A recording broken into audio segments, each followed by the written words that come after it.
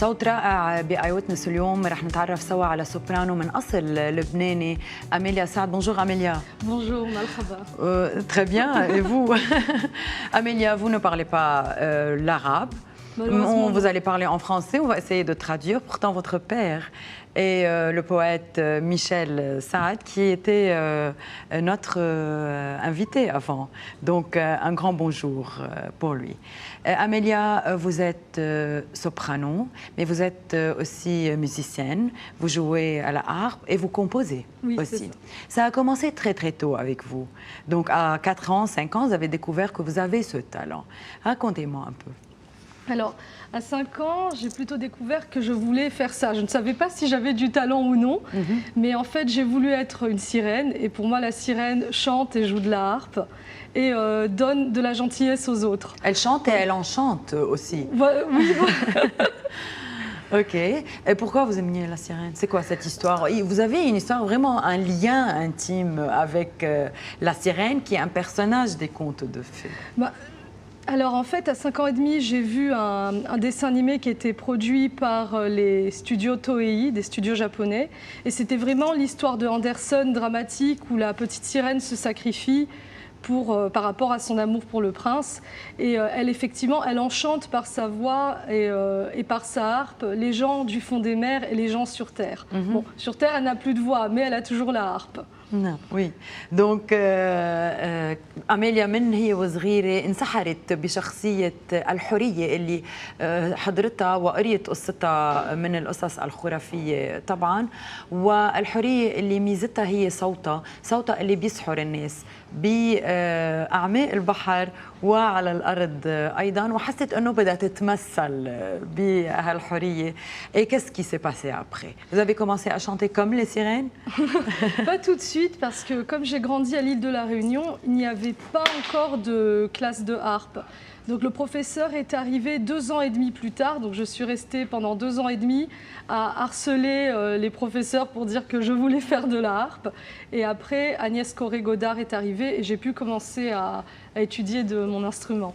Donc vous avez choisi la harpe parce que ça rappelle la sirène, c'est ça? Oui, c'est ça. Ok, et ça a commencé. Et le chant? Le chant, bon, je pense que c'était plus ou moins en même temps, je chantais déjà, mais ce qui a été la révélation, c'est quand j'avais 9 ans, j'ai vu un opéra pour enfants à l'île de la Réunion et j'ai eu l'opportunité de m'inscrire dans la même chorale qui avait fait cet opéra. Et très vite, on a entendu que parmi 40 enfants, on entendait ma voix. Donc je me suis dit, bon, il faut faire quelque chose. Donc j'ai continué à faire partie de cette chorale-là et j'ai continué avec d'autres chorales qui étaient liées à ce chœur pour enfants. Jusqu'à mes 18 ans. Donc la première chorale, c'était la chorale? C'était la chorale de l'école primaire où j'étais, mais il y avait un très bon niveau, je dois dire, et on avait même gagné un concours qui était fait par l'île de la Réunion. Et après, j'ai participé à d'autres opéras pour enfants, et à mes 18 ans, on m'a dit, ce serait bien que tu prennes vraiment des cours de chant. Donc on a découvert que vous avez la voix, la voix pour chanter l'opéra. N'est-ce pas? Et donc, est-ce que ça s'apprend aussi, ou bien est-ce que le don seul suffit, Amélia? Il y a bien sûr un apprentissage. Après, la qualité que vous aurez avec votre voix dépend de vous. Et je pense que tout le monde peut acquérir une technique, plus ou moins.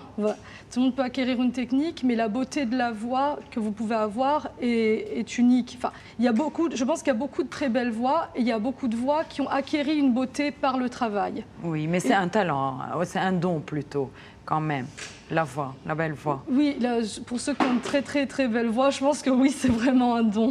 L'apprentissage de la harpe, est-ce qu'il est plus difficile que d'autres instruments? Moi, je pense que tous les instruments sont difficiles et ça devient, en fait, je pense que ça devient très difficile quand vous êtes à un très haut niveau et que vous avez des choses très précises à construire.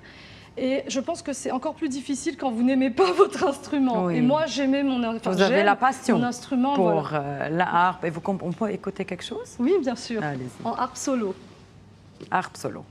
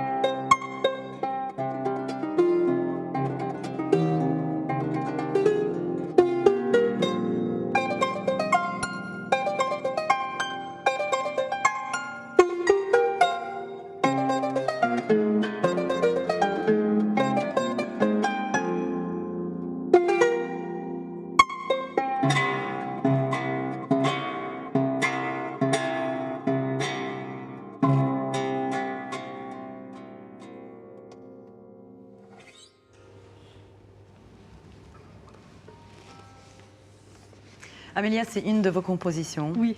Et ça donne un peu chinois quand même, parce que vous êtes aussi d'origine chinoise, de votre mère. Et donc, il y a un mélange dans ce que vous faites, oui, n'est-ce pas? Oui, c'est exactement. OK. Et puis, vous êtes partie en Aix-en-Provence pour faire vos études. Exactement. Qu'est-ce que ça a changé et qu'est-ce qu'il y avait de nouveau à Aix-en-Provence? Je pense que tout a changé. C'est une ville qui m'a beaucoup donné. Donc la preuve est que je vis toujours dans cette région. Et j'ai rencontré notamment, j'avais eu 2 professeurs de harpe à La Réunion très bien, et j'ai rencontré 2 autres professeurs qui m'ont donné une très bonne méthode de travail et de l'assiduité, et qui ont développé aussi toute ma part artistique par rapport à mes compositions, enfin, la respiration. Et, vous avez fait des études en musicologie, donc ça englobe un peu tout, n'est-ce pas? Oui, voilà. D'accord. Puis surtout, j'ai pu commencer le chant lyrique. Je ne faisais pas, enfin, travailler vraiment ma voix. Je faisais toujours de la chorale à La Réunion, mais je n'avais pas travaillé en tant que voix solo. Et quand vous avez commencé à composer? Alors, j'ai commencé à composer à mes 22 ans, parce qu'en fait, il y avait des partitions pour chant et harpe. Mais ce n'était pas toujours très bien écrit. Moi, j'avais envie de choses plus denses au niveau des doigts. Il n'y avait pas beaucoup de notes écrites. Et quand j'appelais des harpistes pour leur dire « j'aimerais acheter votre partition », ils disaient « non, c'est pas édité, enfin, on ne veut pas vendre ». Je dis « bon, d'accord ». Et du coup, je me suis dit « bon, si personne ne veut me donner des partitions, je vais faire mes propres partitions. Et effectivement, je pense qu'on est beaucoup de harpistes celtiques, parce que ceci est une harpe celtique, à composer, parce qu'il y a peu d'œuvres écrites pour cet instrument. Donc c'est dur de trouver quelque chose à jouer, et donc c'est là où vous avez commencé à composer votre propre musique. Avant, il y avait des partitions écrites, mais j'avais joué plein de choses pour les concours mes études, mais je me disais, il faut que je trouve autre chose à jouer pour le public. Votre père a une influence directe sur votre vie, et vous avez composé aussi, vous avez joué ses poèmes. Oui, c'est ça. Quelque part. Et maintenant, on va écouter quelque chose. Un poème de votre père que je vais lire rapidement. C'est une partie d'un poème que vous avez composé, que vous allez chanter en arabe aussi. أنا هنا بانتظارك مرحبا باللقاء وأسري على موجات التلال من خيال وسراب لا حاجة للألوان لتزيين المناظر ولا للأقلام لكتابات الأشعار كل ذلك ينطبع على صفحات القلوب. On t'écoute.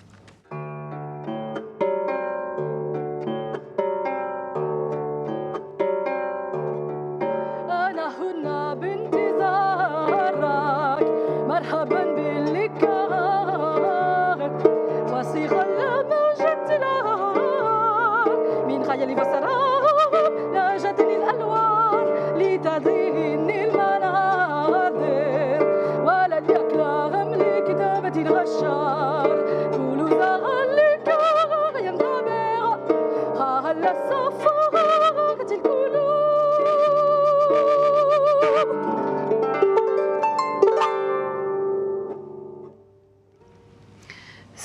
C'était quand même dur de chanter en arabe. Vous avez retenu, vous avez bien sûr compris le sens, mais bon, c'est très très joli.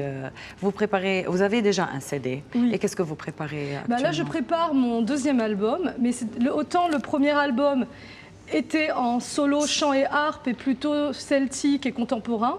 Je dirais que mon 2e album est en trio, donc j'ai 2 musiciens avec moi qui sont polyinstrumentistes, et que les influences sont plutôt la musique impressionniste française et les musiques du monde. D'accord. Et vous avez aussi des festivals que vous préparez, auxquels vous allez participer prochainement? Oui, alors là, quand je vais rentrer à Aix-en-Provence, il y a le festival de la chanson française d'Aix-en-Provence. Ensuite, j'ai le festival de harpe de Bruxelles, le festival Camac au Palais des Congrès de Perpignan. Nous avons résidence et concerts à la Cité de la Musique à Marseille, et aussi un concert dans l'église de Fort-Calquier. D'accord. The Dreamers Dances. Pourquoi ces danses et pourquoi The Dreamers? Les rêveurs. Parce qu'en fait, la composition The Dreamers Dances a été une composition charnière dans mon travail. Je commençais à vivre en Italie, et c'est là-bas que je composais déjà, mais j'ai commencé à composer d'autres choses plus modernes. Et c'était un moment de ma vie où je doutais beaucoup, mais je rêvais beaucoup, et c'était une suite de danse, donc j'ai appelé The Dreamers Dances. Et je sais que vous aimez bien les sirènes, donc si vous regardez bien la couverture, est une sirène. Oui, on est en train de voir la couverture de Dreamers Dancers. وعم نشوف هالالبوم اللي كان اول البوم لاميليا سعد، وحكيت ايضا عن الحريه اللي بتحبها كثير من بعد مسيره طويله من العلم، ومن بعد ما نقلت من بلد الى بلد واخذت كل الخبره اللي كانت عايزتها ان كان بالغنى وان كان ايضا بالعزف على آلة الكيثارة القديمة اللي بتنعد قديمة، وما لقيت كثير موسيقى تقدر تعزفها على هالآلة القديمة، فقررت هي تألف موسيقتها. Dernière performance, on va écouter une chanson soprano de Amelia Saad. Merci beaucoup pour votre présence. Godiamo la tazza elegante con la notte a bella il riso in questo